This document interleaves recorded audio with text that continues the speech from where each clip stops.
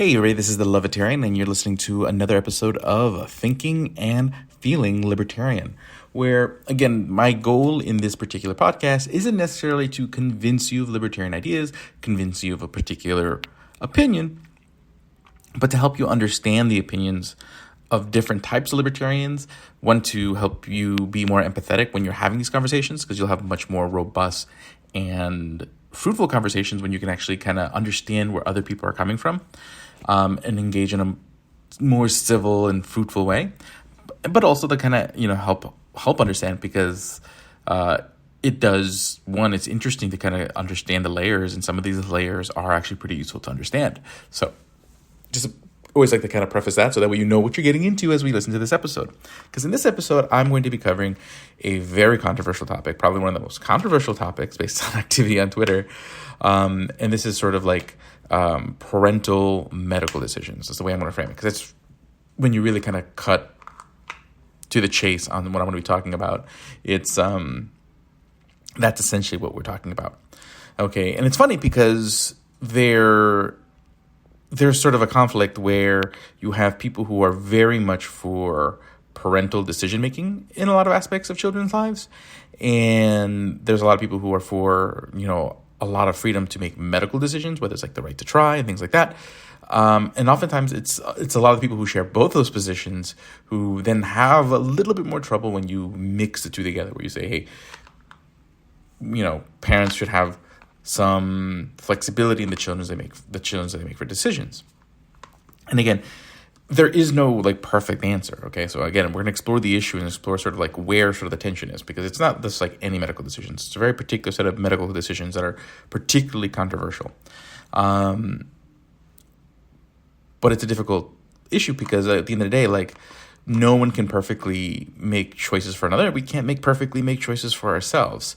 And the problem is when it comes to children, children are especially not able to make great, ideal decisions for themselves. And again, the reason why is because generally being able to make a decision that you're responsible for, requires you to sort of have a really good understanding and maturity level to understand sort of the decisions you're making, the world around you, things like that. And this is why people get really sensitive when it comes to decisions around children, because at the end of the day, the children aren't at a point in their lives where they're able to make the decisions themselves. Now, arguably, there's probably adults who can't make decisions for themselves, who don't have that maturity and understanding of the world either.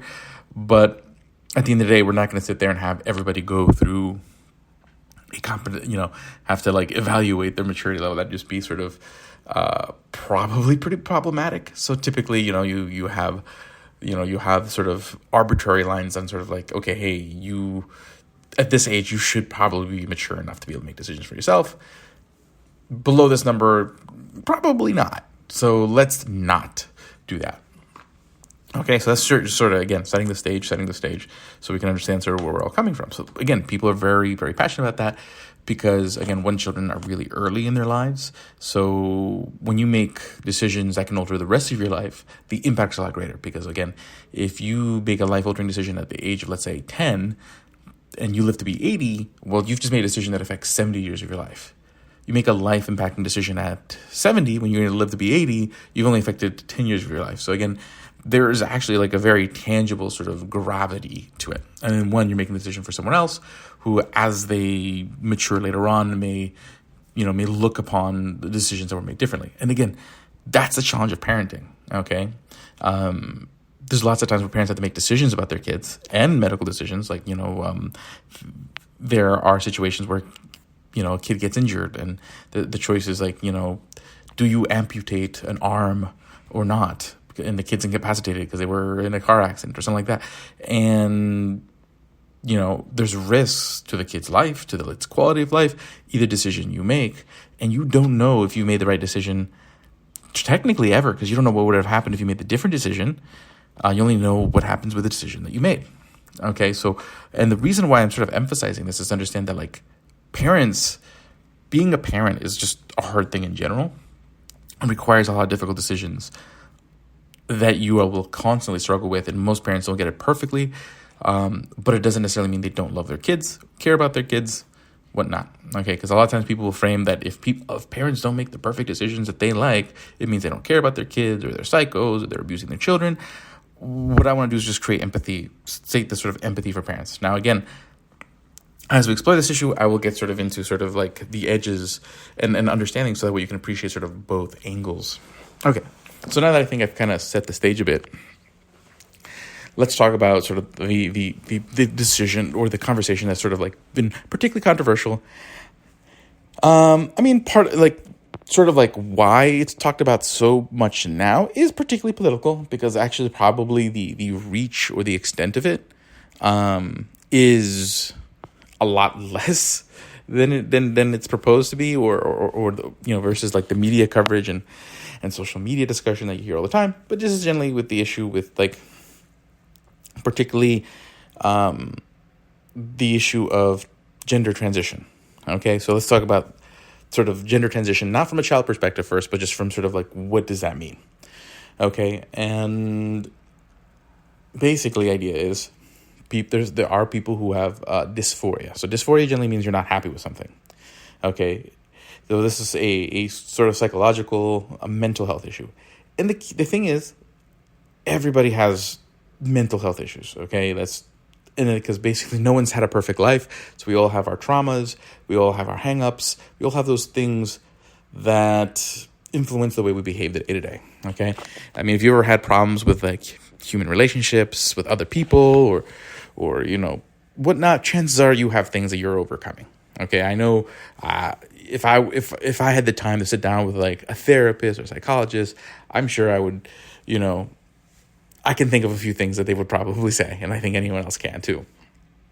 Again, trying to frame this in a way so we can understand that it's not like there's these people who have mental health issues and then there's everyone else. Everyone really, at the end of the day, probably has some level of mental unhealthiness.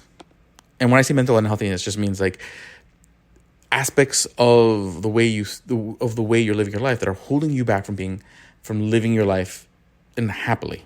Okay, so typically in the category of dysphoria, what happens is that there's something that just sort of makes you depressed, and it's sort of like it's not something that you can really like pull back on. So you're probably familiar with like body dysmorphia. This is where like eating disorders like anorexia, bulimia come from, because people they look at their body. It doesn't matter how thin they are, they just are unhappy with what they see. And it makes them so depressed that they take destructive action. In this case, if you're doing like bulimia, where you're purging, like that acid reflux can do some real damage to your throat. Not eating can do real damage to your body, can cause death. So the sort of real sort of there isn't basically the way that you would naturally deal with body dysmorphia will lead to death. Like it's just like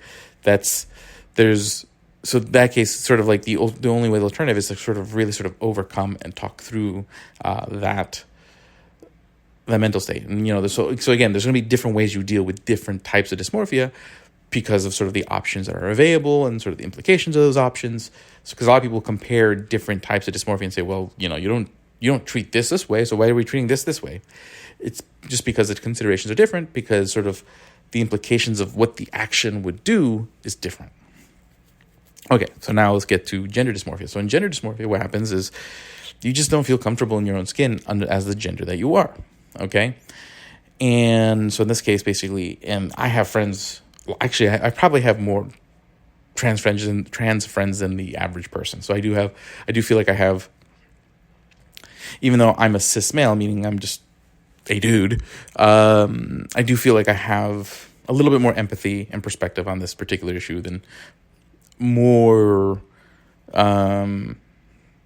a lot of people who maybe have less interaction with people who are transgendered, in the sense that like people who have legit gender dysmorphia. So I mean, like it's like and again, when you see it, it's a real thing. Like where basically they feel so uncomfortable, so sad about sort of like the state of things, that it does cause depression, causes them ability to maybe not focus on other things in life, or drives to suicide, and just oftentimes gets compounded with sort of like the broadcast of the rest of the world, where the world sets their expectations of what's sort of normal, what's whatnot, Okay, and I'm not sitting here to criticize that there's a concept of normal. Okay, a lot of people sit there and just feel like, well, what's wrong with normal? I'm like, all I'm saying is that the world.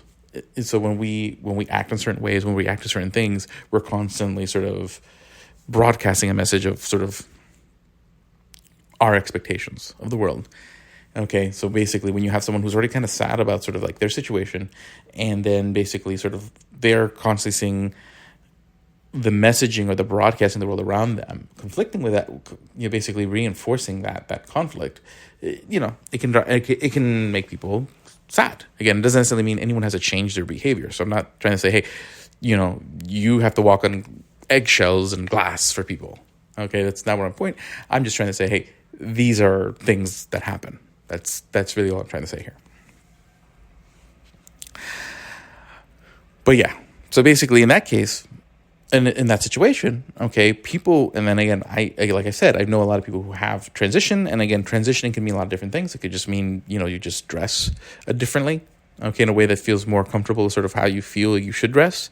It could mean you take hormones, which will cause bodily changes, positive, negative ones. Positive ones in the sense of helping you sort of physically present yourself in a way, but then also again, it is a reality that some hormones or some levels of treatment can have effects on your reproductive systems, life expectancy, things like that. Okay, but again, the one thing I'm going to kind of keep coming back to is that you also have to think about sort of what is the alternative.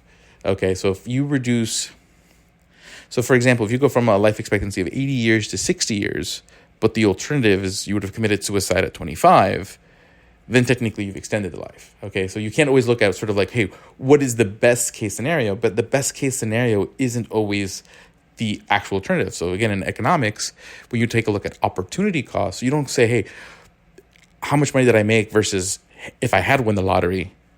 Okay, like if I play the lottery and I make like a scratcher and I make $5, okay, well, that's a win to me because even though I didn't win the $20,000 jackpot, okay, which was theoretically possible, the most likely alternative was me winning nothing. So that's sort of like the right reference point. So in the case of here, as far as like, hey, is, hormones, physical, like gender reassignment surgery, like, again, you have to think sort of like what is the alternative, like what would be the quality of life of the person alternative, and again, there is no way for you to know that absolutely.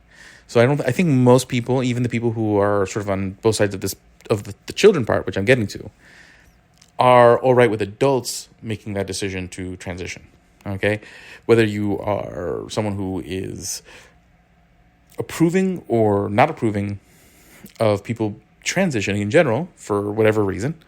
I think people are comfortable with the idea that people of adult age can make those decisions for themselves. So I don't want to say that, hey, because you may criticize the children piece, which we'll be getting to, doesn't necessarily mean you think no one should ever transgender. Although there are people who are pretty much not very empathetic and can be very cruel in the way they express themselves when it comes to this issue. So a little bit of editorial there. Okay.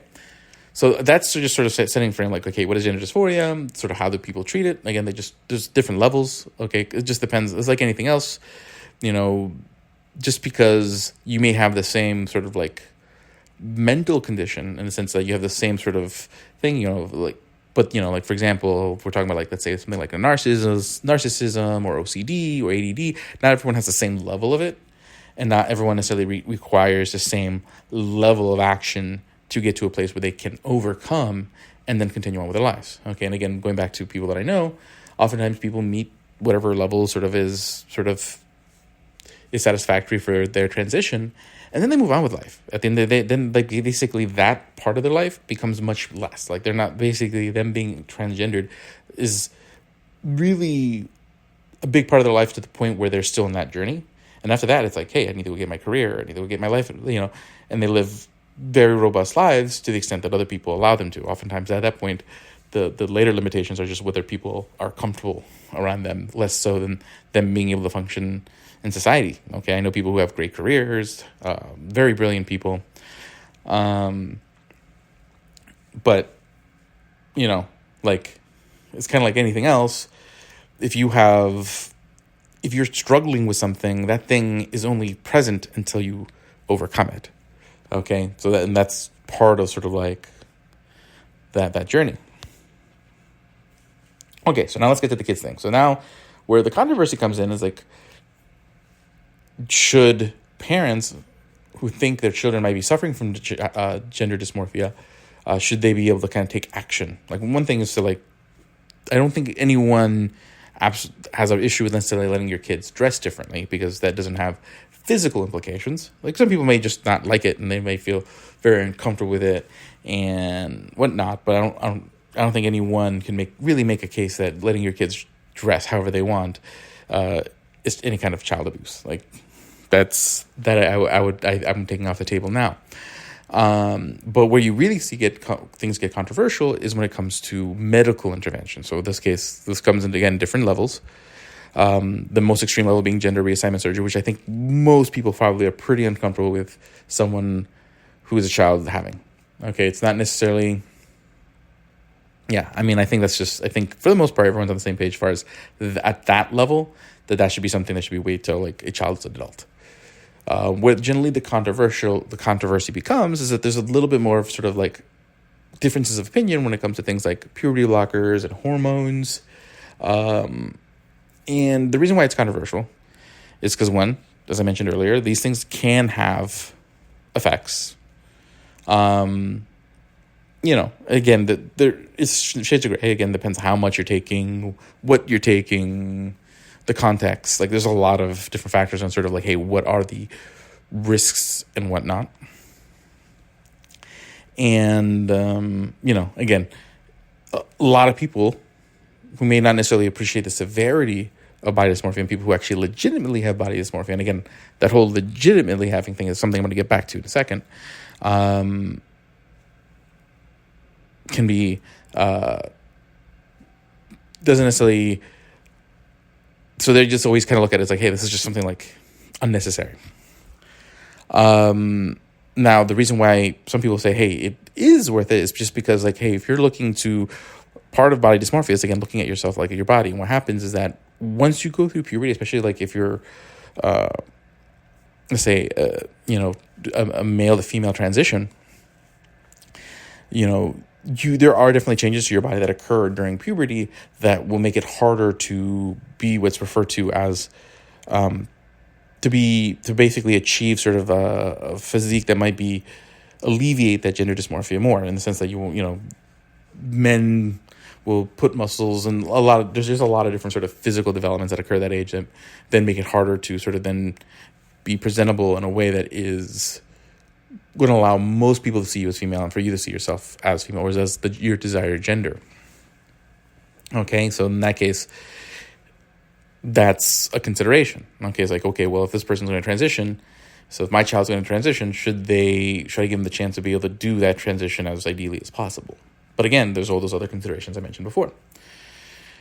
So that's generally where the controversy is. It's like, okay, hey, is that appropriate? Like, should parents make that decision? If the parents do make that decision, is it abuse? These kinds of things. Okay, and again, my goal here is not to sit there and tell you what is the right choice. I'm just trying to flesh this out so that way you can think about it. Well, when you engage these discussions, you can engage in them in a more nuanced, empathetic way that allows you and whoever the other person you are having discourse with to get to sort of at least a better understanding of each other. That should generally always be the goal. Like, first understand each other, because you're not going to change someone else's mind until you understand them. Okay? Cool. Now, there are some legit, like, concerns. Okay? So, oftentimes when pendulums swing, okay? So you might have, either swinging for, like, to a direction where parents, are not sensitive enough to the traumas that their kids are suffering and the challenges their kids are suffering, and then swing in the opposite direction where parents are maybe too sensitive, okay, in the sense where basically they misrecognize signals, where basically, someone might be expressing themselves, but they're not. But there's a difference between, again, gender dysmorphia versus like just a more sort of desire to sort of be more feminine in a sense, or more masculine, or just basically behave. Some people who just like there's some people who identify as men, but express themselves in a more feminine way, and they're perfectly happy. They don't have gender dysmorphia. They're not like upset that about their gender. They're totally comfortable in the gender that in the body that they have. They just like to express themselves a certain way. And then there's people with legit dysmorphia, where basically they completely are devastated with what they see in the mirror and deeply depressed to the point where, and usually that can be pretty recognizable. Like usually, like from a lot of the people I know, like they get to their teenage years and they start suffering some pretty deep depression. But, there have sort of, theoretically been sort of outliers of parents who are like, they see their kid beginning to express some sort of, express themselves a little bit differently, and they sort of like maybe rush to conclusions. Okay? And I think there's like a scene like this controversial documentary by a guy by the name of Matt Walsh, who I'm not a huge fan of. Like he just comes off very, not very pleasant, but, they interviewed like sort of like a therapist. I think they referred to themselves as like a gender affirming therapist, where essentially they kind of imply that they just kind of always go with what the kid says, which isn't, I think anyone can agree, is probably not the right approach. Because while there's probably many situations where kids with legit dysmorphia aren't taken seriously, you don't necessarily want to also not, to basically assume that anybody who expresses sort of any kind of fluidity with their gender or flexibility is necessarily someone with gender dysmorphia. Because in that case, if you don't have gender dysmorphia, again, the considerations are different. So again, if you have like legit gender dysmorphia, then again, you run the risk of like deep depression, potential suicide. So then the effect, again, taking a look at that sort of like, hey, cost benefit, like in the sense of, am I extending someone's life or reducing someone's life? If the alternative is suicide, okay, and you have like long-term life ramifications, then yes, you've even if they don't live as long of a life as they theoretically could have, if they were likely to take their own lives as the alternative, as the actual like realistic alternative, that's the opportunity cost scenario, then there's a compelling case there for saying for intervention. But if that's not the case, and you're making, then if you are taking action that might reduce their long-term lifespan, and again, I'm not getting into what the actual like legit drugs do and what the actual effects of those drugs are. So to the extent, I'm just basically taking it on its face that there is some sort of effect, just to sort of present this in sort of a way that both sides can hear. Because like the goal here is just kind of understand this in a nuanced layer. But basically, again, if the alternative is like they could have lived their lives just fine, like in the sense they're not going to be depressed, they're not going to be unhappy, going down that road. And again, a lot of times, again, people might express themselves differently and decide like that's just the way they express themselves, but then they weren't necessarily like looking to transition. That could then be very much a wrong choice in the sense that there's certain effects that now that they're going to have to live with, which could have had they would have been in a better place to make that decision later on. But again, you as a parent, it's tough to know perfectly when you're in that scenario, and then that makes it more difficult if the medical professionals aren't there trying to help you evaluate that decision versus just basically you have medical professionals who are just already ready to go in one direction or the other, whether they're just going to basically say no or they're going to say yes right away. Okay, medical professionals should be trying to guide you and trying to figure out, hey, what are the alternatives? Like, what are those opportunity costs? And not tell you, hey, what is the right decision, but make you understand the decisions that you have and the opportunity, and then basically the cost benefit analysis of it to help parents make better medical decisions. Okay, so now that I've kind of laid that out and show like, hey, there's a little bit more nuance to this. And again, you can feel about it however you want to feel about it. People feel pretty strongly about this one. So I'm trying to tread carefully as I can.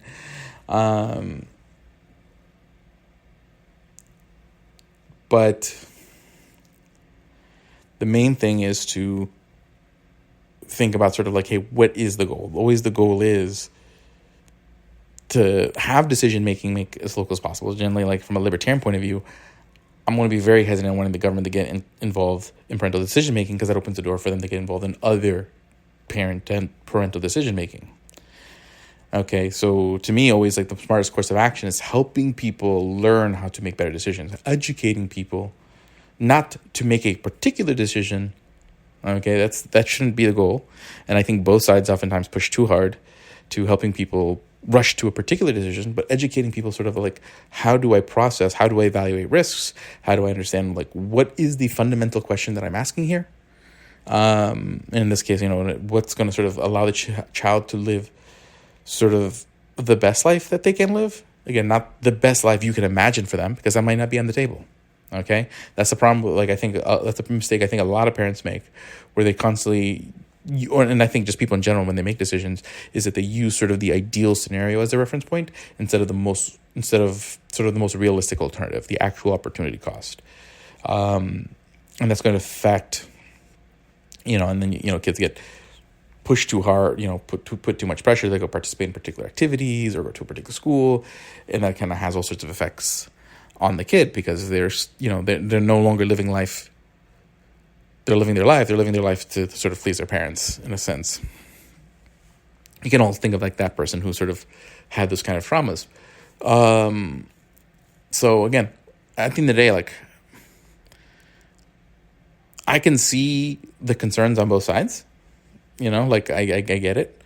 But to me, again, I think it's more about trying to empower people to be better decision makers, to understand the decisions that they make, and you'll get better decisions. Okay. And I think in that situation, you would probably end up with decision patterns that are going to make both sides happy, because the negative consequences that both people fear. Okay. So again, on one side, the fear is people who don't need the transition, and that affects the rest of their lives.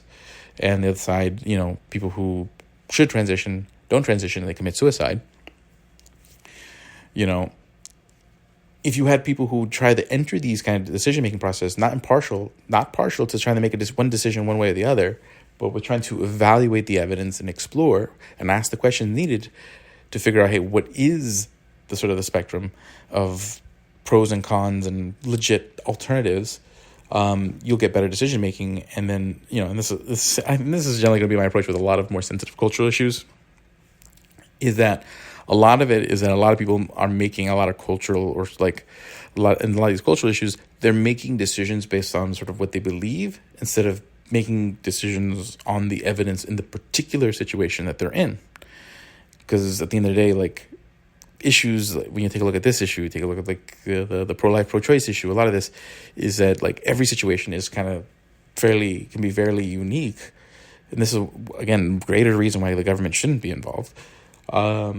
But two, which means like sitting there and trying to make these like generic slogans and generic arguments, instead of people just trying to be supportive of each other in sort of tough situations to figure out how to navigate those situations, which would, to me, would be the more empathetic and sort of broadly right way to go, in the sense of like, hey, if we just help people navigate situations that they're in, because I would say probably most people aren't looking to be in the situations where they have to make those choices. Okay, I would say the vast majority of parents, and people will always try to like find outliers. They'll find outliers that they put on the TV and try to say, look, see, this does happen once in a while, and now I'm going to treat it like it happens all the time. But I would say like the vast majority are not looking to have to navigate the difficult waters. If anything, they would love help.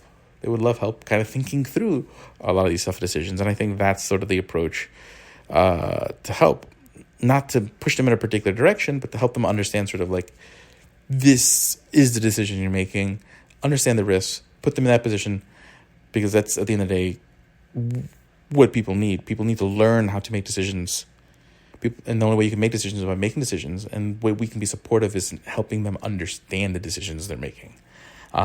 Not compelling not shaming them into the decisions we think we're right, even though we may not be fully aware of all the details. But, we just have our, internal decisions that we just make. So, again, think what you're going to think, have the opinion you're going to have.